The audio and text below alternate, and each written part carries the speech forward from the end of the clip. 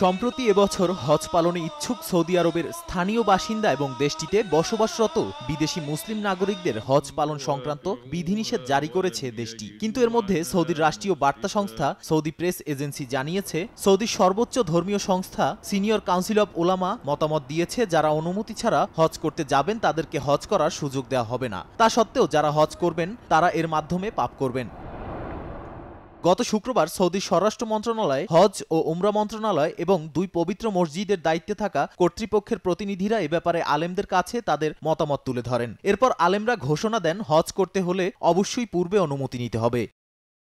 Senior counsel of উলামা জানায়, হজ আয়োজনের দায়িত্বে থাকা সরকারি প্রতিষ্ঠানগুলো একটি বিস্তৃত পরিকল্পনা সাজিয়েছে। এর মধ্যে রয়েছে নিরাপত্তা, স্বাস্থ্য, বাসস্থান, খাবার সরবরাহ এবং অন্যান্য সেবা। যারা সরকারি প্রতিষ্ঠানে নিবন্ধন করে হজ করবেন তারা আরও ভালো ও উন্নত সেবা পাবেন।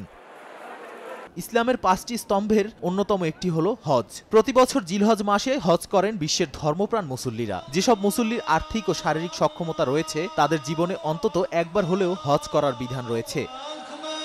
মুসল্লিরা যেন নির্বিঘ্নে হজ করতে পারেন সেজন্য বিভিন্ন উদ্যোগ নিয়েছে সৌদি আরব। এমনকি হজ করার জন্য অনুমতির বিষয়টিও আবশ্যিক করে দিয়েছে সৌদি সরকার।